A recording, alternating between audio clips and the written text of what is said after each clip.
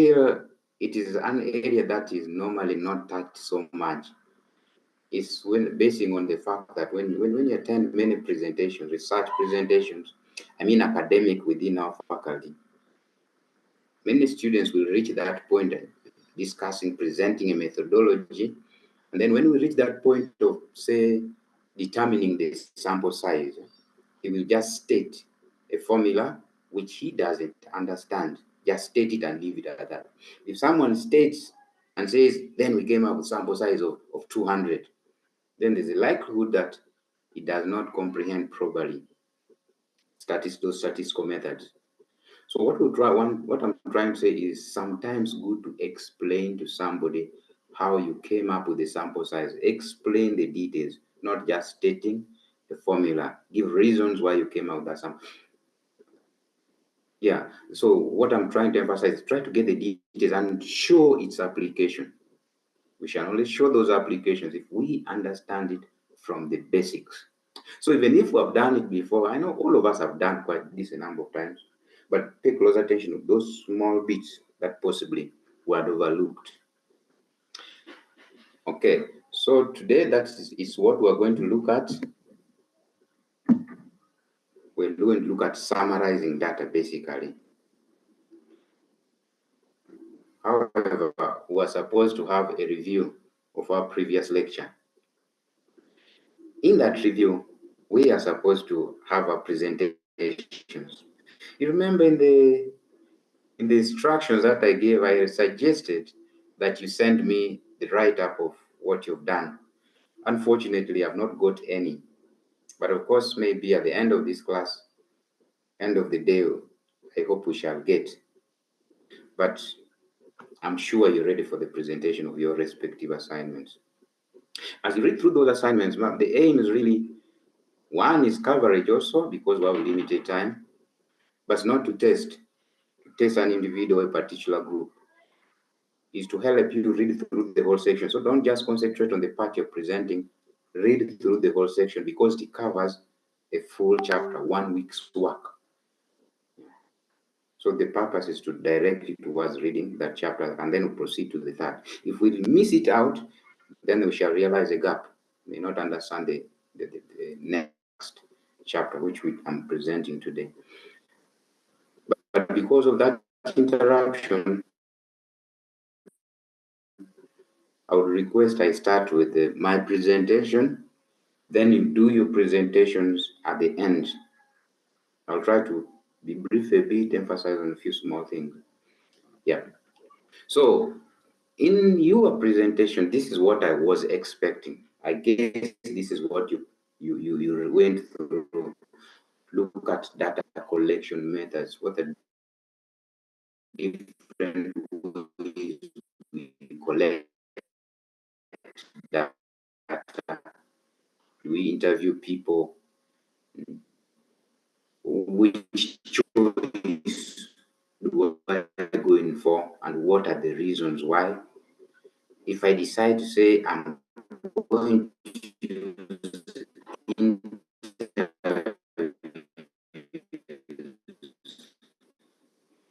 one-to-one, then what are the types of questions that are recommended? Then what are the steps that you use in the field of the questionnaire somewhere in a very academic manner? But then when you use a bit abnormal, we may write why, because there's a certain way they expect. So try to questionnaire, try to get those academic papers that are written online and compare as you analyze the questionnaires you're coming up with. Then we look at you were to look at how to organize that data and then present it. Yes, please.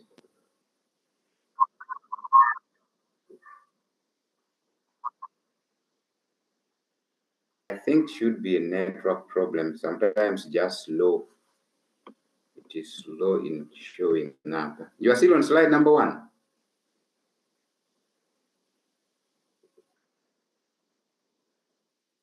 Yes, it's the network just. Yeah, but I'll try to be slow. But anyway, those are them. We have data collection methods. You did choice of data collection, types of interview questions, steps in coming up with the questionnaire, and having collected that information, how do we organize them and then present? Yeah. The last bullet there relates so much on what we're going to look at. We're looking at summarizing our data. Sorry, the slides may come a bit slow, but I think we should, at least they will come. So in summarizing data, normally the issues center around the fact that you are going to collect individual data. And that individual data, before you analyze them, before you present them, there has to be some form of consistency. Not really consistency, but a proper way of organizing. This is proper format in which you will want to organize that before you actually make the inference, before you make up a conclusion. So we shall not just collect raw data, as it's called, data that has not been organized, and then basing because you have gotten it from the field, it is from the hospital, it's from say mothers or people with a certain problem, and you feel you're going to make a conclusion based on that. No, you may want to sort them in a certain manner. But then in sorting them out, someone may say, I will draw a table. Come up with a table, you have the top, the fields on top, and put records there, which is right. But sometimes we're not going to work only with those tables. We need to know how to use notations. That's what I'm driving to.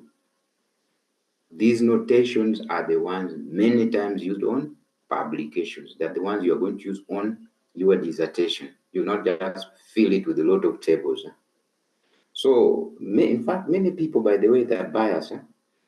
When you have a scientific way or a mathematical way of representing your data, it wins them a bit than just putting a list of records there.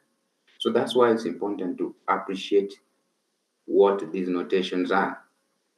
So we're just going to look at a few of them, which again, they should be familiar, but we can ignore. Now that's slide. I hope we're on slide number 5 still. So this data that is collected normally is a representation of your population, the whole population. If the data is not a proper representation of a population, then there's going to be a problem in your analysis. So, for example, we're just going to look at the referral hospital. And you're going to collect all those people. I mean, you have say, a section of maybe COVID patients, a full ward maybe. You are not going to get information from all of them, assuming that 200. So you want to sample out. Now, the sample should be a good representation. If it doesn't represent those people, maybe get 1 people, 2 people, your analysis is going to have problems. So you want to get the right number, if it means the right number, or from the right locations. Why am I mentioning this? It's because our analysis, our representations, our summaries of data normally will focus on what they call the central part of the population or the central part of the sample. Take note here. Why do we focus on the central part of the sample? It's because if, for example, we go back to our ward of COVID patients, you get 20 people, and then possibly you are getting information about maybe, let's just get example of their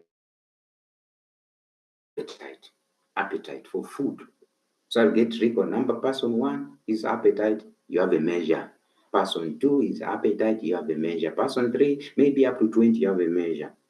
If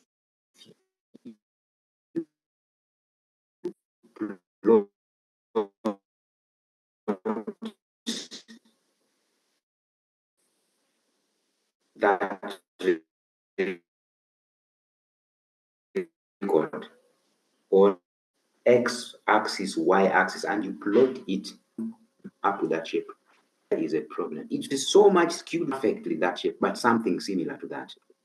So why do we need that? It's because our measure of central tendency is going to look at that measure in between there. The central part is where we are going to get the largest number of people. Not just people, I mean subject, our interest.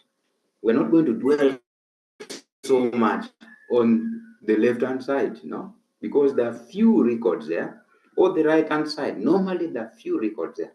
We shall dwell in the middle here.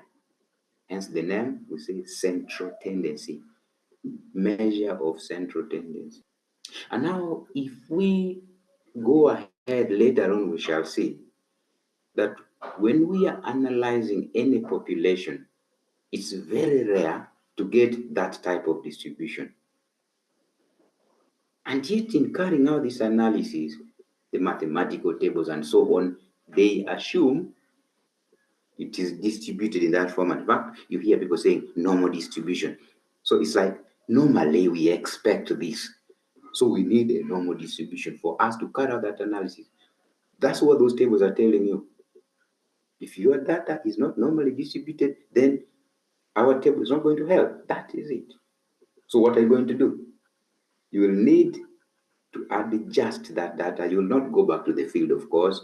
You will have sampled properly. No, this is a good representation, but still the shape is not that. What you do, you have to standardize that record, bring it back to a normal distribution. There are methods that are used in doing that, and we shall do them, by the way, later on in the course. So while we're dwelling so much here, my target was basically to say we are looking at measures of central tendency. Center tendency. I put it in my own language, yeah. So let's move ahead. We shall see that, just an introduction. So our notations now coming. These are some of the notations we want to be familiar with. We want to understand, because we shall use them. You will use them either in your work or even in our class, of course. So the first one, everybody knows that the summation mark is that symbol represents a summation. So if I have xi, I will say that sum xi, I'm adding all record values of x and I get the sum. That's it. So I could put the notation and put it as xi like that. However, that sometimes I may need to get the summation from the first record to the 10th. So what will happen is I'll put summation xi, and below that symbol, I'll say I is equal to 0. And on top, I put I is equal to 10, or I is equal to 9. So it means I'm summing from 1 up to 9, or from 10 up to 15. That's where you'll get numbers appearing below, 0 or below the symbol, and maybe 10 on top. Otherwise, if I want to sum up everything, that's what we do. Why do we put the I? The I means this is a variable. X is a variable that is going to take on different values. If I just say EX, that is different thing. Okay. If I say E capital X, it also means something else. We want to appreciate the fact that we're using summation X lowercase subscript I. Look at number 2. I hope that first one is clear. When we go to number 2, that is summation of xi. Remember BODMAS, first sort out your problems in the bracket, then do other things. So our EXI is basically what is in the first line. So we get the sum, which was 25, that's it, and then square. That's why we get 625. These are easy things, I know. Let's repeat it, let's do it. We have EXI different from this because we are squaring individual values of x. So our x is 2, 5, 1. So it's 2 squared, 5 squared, 1 squared, 4 squared, and get the sum. Why the sum? Because of that symbol.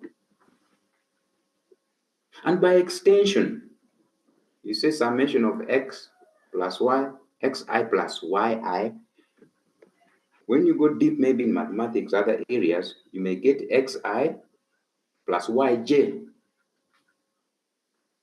But now we have xi plus yi. So it means there's a record where we have values of x and values of y. Consistently, for every x there's a y, every x is a y, every x is a y. But there are situations where you have x, 5 of them, y, they are 10. So in that case, you will not have I, you get I and the j.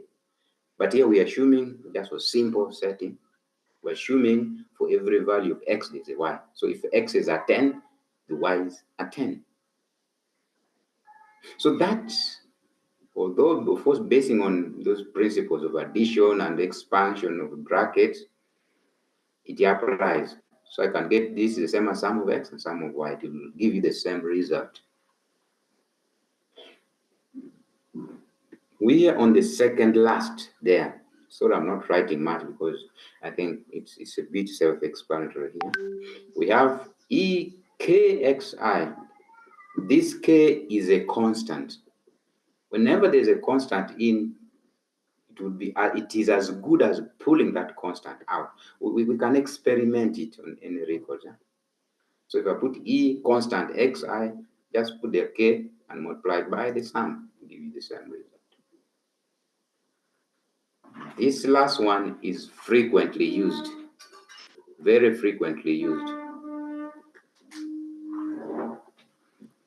It is summation of k is the same as n times k. That is assuming we're referring to n records. Because I have maybe 10 twos. 2 plus 2 plus 2 plus 2 plus 2 plus 2, 10 times. What are you going to get? We're going to get 20. So instead of saying, I mean, 2 plus 2 plus, I can say it is 10, open bracket, sum. Okay. Why? This n is the same as the number of times k is appearing.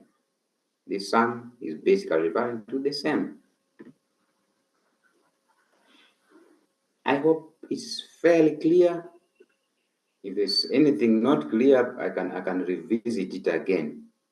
But those are the key notations that we are describing for today, at least. The other notations come later when we're looking at the distributions. So that's it. We move ahead. We have qualitative and quantitative data, which we already defined. Ignore it for now, because we shall come back to it later. So how do we organize the data? How do we summarize our data?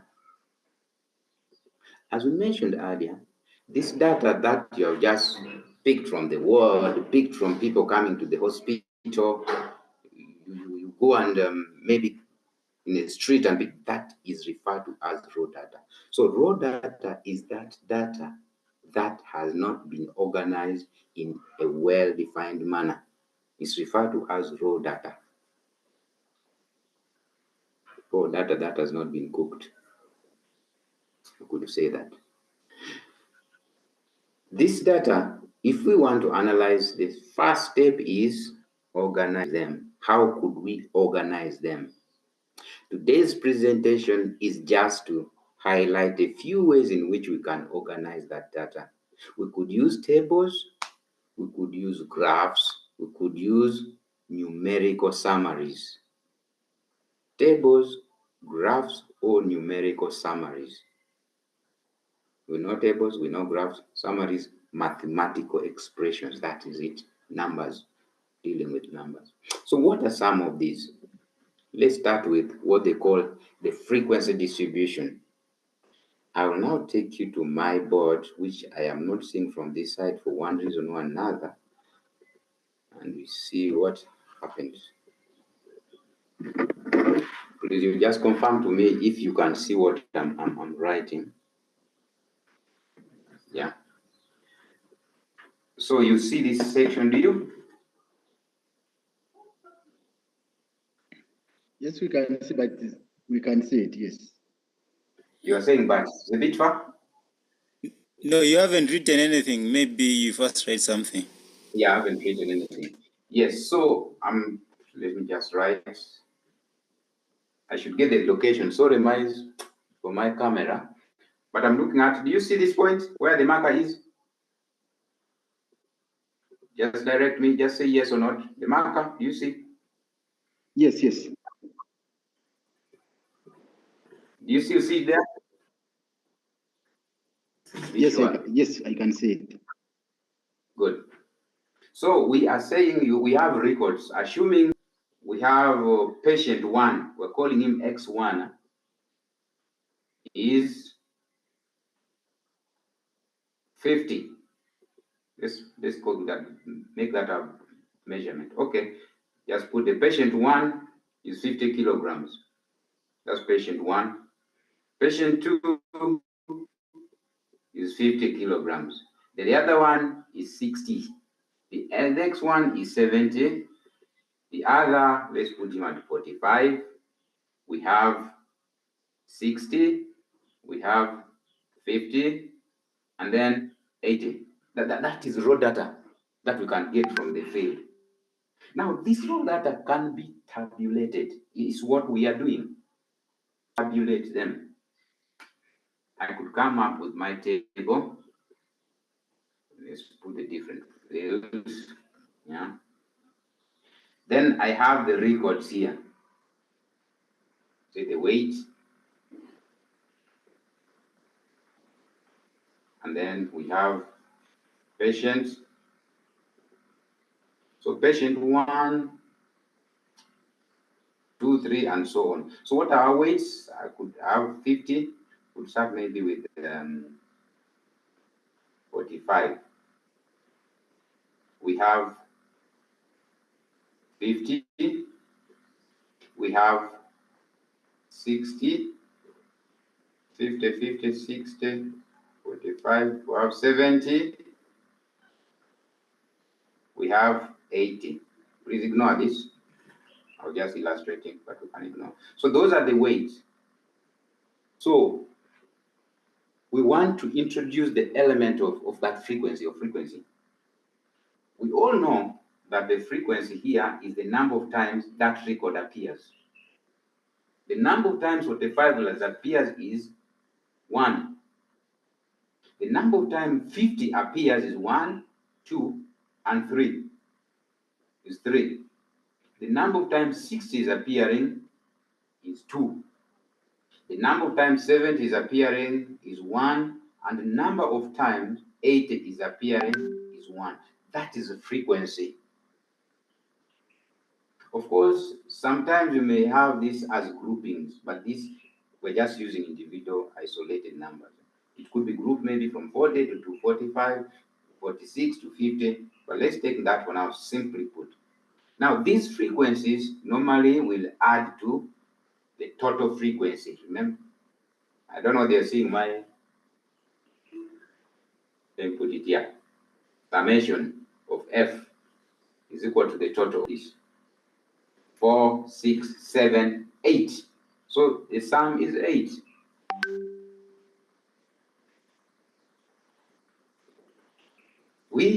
This table is referred to as a frequency distribution table. Frequency distribution table. Right, we're together. We may sometimes want to get the relative frequency for some reason. Yeah, purposes of presenting data properly, or depending on the type of graph we want to use. Some use frequency, some use relative frequency. So what is the relative frequency? What is the cumulative frequency? Let's start by computing the relative frequency. Relative is that frequency in relation to the other, the total. So what is this frequency, relative frequency? I put here relative frequency of your hearing, though you can't read properly there. This will be 1 over the total frequency, which is 8. This will be 3 over 8. This will be 2 over 8. And this will be 1 over 8, and 8 will be 1 over 8. You may not see down there, but you understand this frequency over total frequency. And what is the cumulative frequency, CF? It is the total of frequency, successive totals. So cumulative frequency, if we need it here, of course, we shall have this. Anything that appeared before this is 0. There's nothing. So this will be maintained as 1. Then when you go to number 2, it will be 3 plus this, which will give you 4. The next one will be 2 plus this, which will give you 6. Next, 1 plus 6 is 7. The next one, 1 plus 7 is 8. So the final cumulative frequency is always the total frequency. I hope that. Now, based on this, we want to go and see some of the different tables, some of the different charts that could be used. Okay. I'm going to turn off my video for now, but I hope my principle is there, is clear. Let's go back.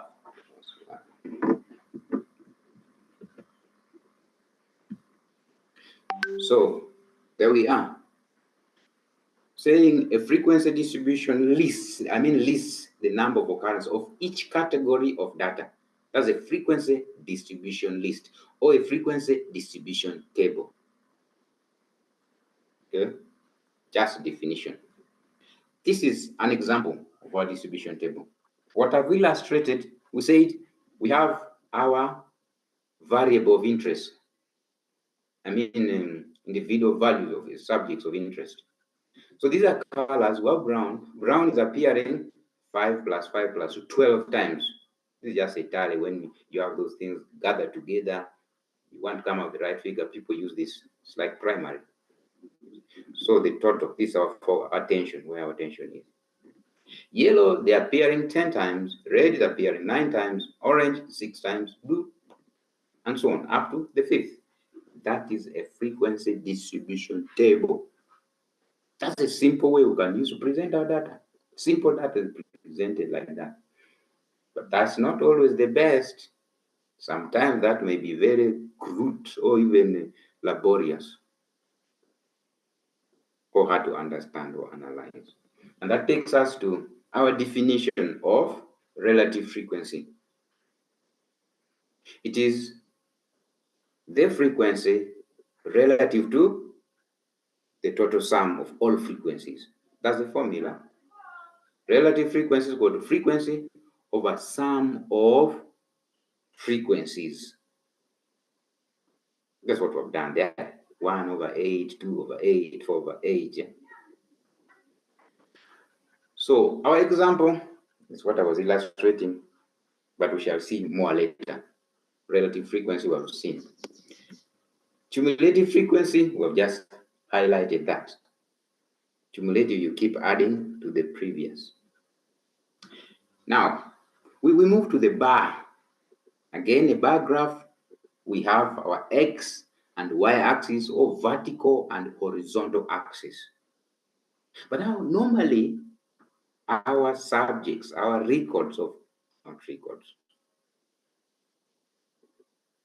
what we are measuring, for lack of a better word, what we are measuring appears on the horizontal axis. And on the vertical axis, normally, it's going to be the value of those subjects of interest. Many times, it is the frequency, it is the relative subject of interest.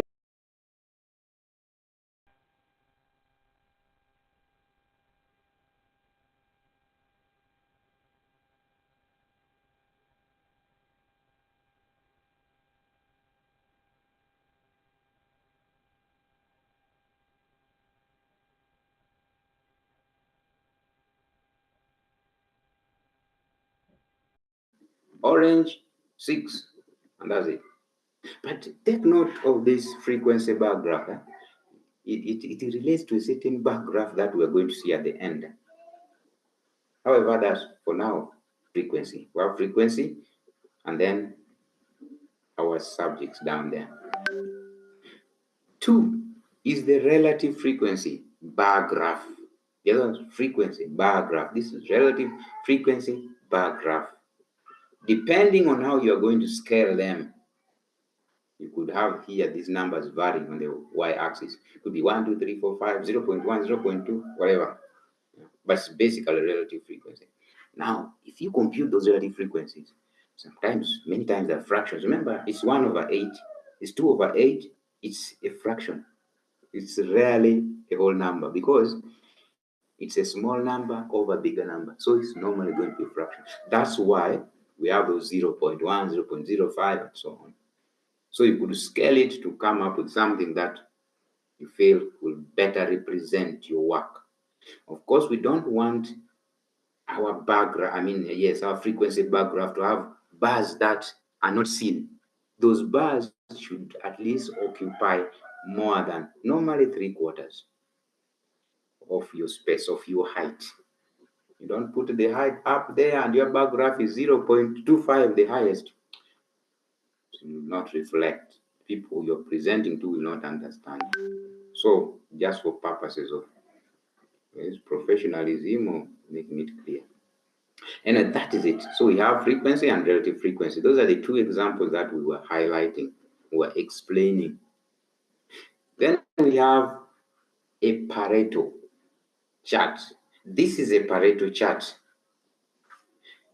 Compare that with that. That one with that one. What difference do you see? Those 2 charts.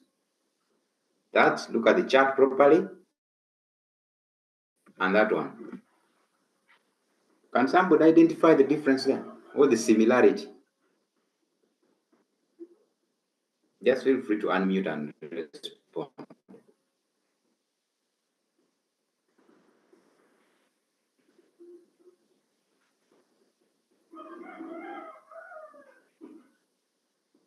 Anybody who's observed the difference? Okay, anyway, the difference is explained there. It's just the normal bar chart with the same relative frequency, same color. However, intentionally they've put highest to lowest. The bars move from the highest to the lowest. Pareto chart. So we can just say it is a relative frequency distribution, not distribution. Table with the bars moving starting from the highest to the lowest. Right? When shall we need that? It will depend on what you're analyzing. Maybe and the fall is continuing. So you use that Pareto chart to help you identify what is the change, for example, in treatment after isolating. For example, what was the fall in the infection, was the infection rate? Possibly after, when you draw that, you'll identify, oh, the big fall was at this point here. Big fall. What did we do during that time? We isolated people, we vaccinated people. People started putting on masks. When people stop putting on masks, maybe it changes. We observe. But anyway, that's the point. No question, I'm moving. There are situations you have that, but that was a single record. Record about some particular issue of concern. But other situations where you are analyzing more than one thing. Yeah. So you will need a side-by-side frequency bar graph. It may be frequency bar graph, it may be a relative frequency bar graph, but you have them side by side. When shall we need this? I think you can guess it right. It is when we want to compare, want to see how the performance of each of these at certain times. So for example, maybe performance of petroleum during different years, 1980, 1999. so that you try to analyze what was the reason, what was the cause. Yeah, issue is comparison purposes. We use side by side any of the bar graphs. Side by side relative frequency, side by side frequency bar graphs. Yeah. So that is it. We will get to another area. That is the pie chart. Looks like a pie. I don't know which one came first.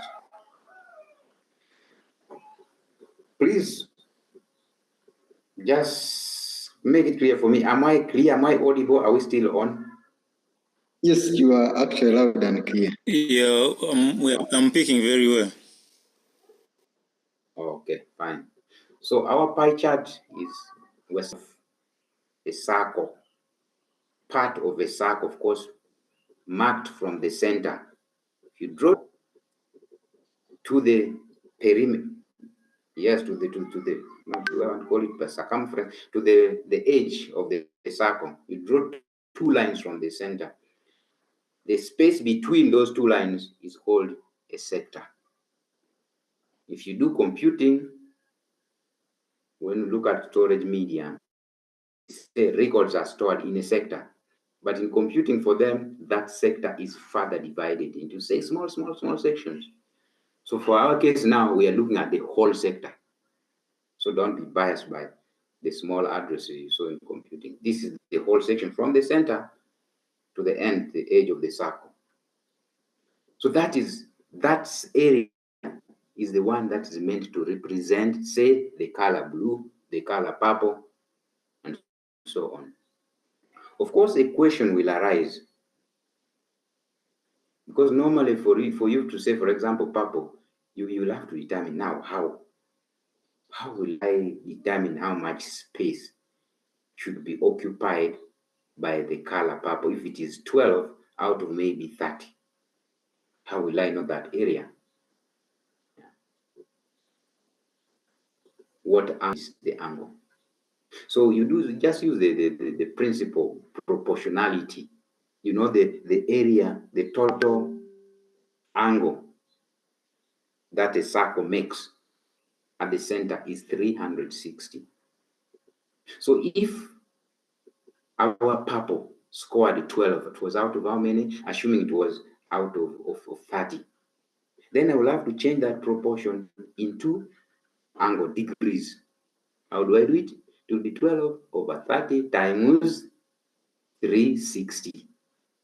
Then it will give you the right angle that should be taken by.